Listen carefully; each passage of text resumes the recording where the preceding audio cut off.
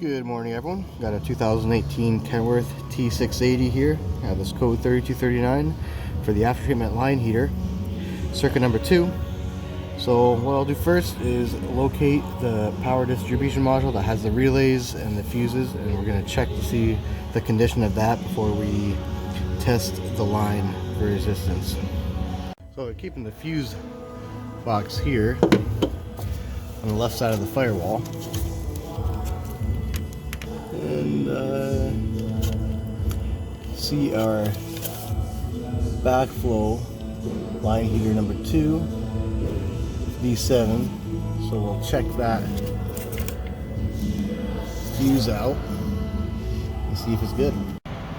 So on the right side, right above your exhaust, is where they have all your line heaters. So we're just going to get in there, pull that apart, check the connector conditions, and then test our resistance on our line heaters.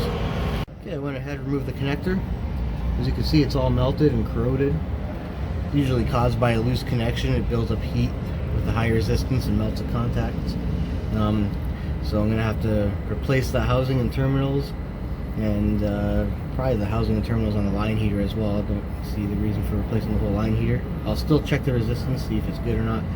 I'm going to go ahead and remove the other line heater and check that as well, make sure that's not starting to melt.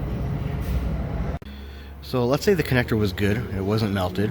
The next step I would do would be to test the voltage going to the line heater. There's a test you could run, diesel exhaust fluid system heater test, and it'll actuate the relays. That way there you can measure your voltage and ground at the line heater. If you have good voltage, then I would replace the line heater. If you don't have good voltage, then check for an open circuit or corrosion somewhere between the relay and your line heater connector. And that's it.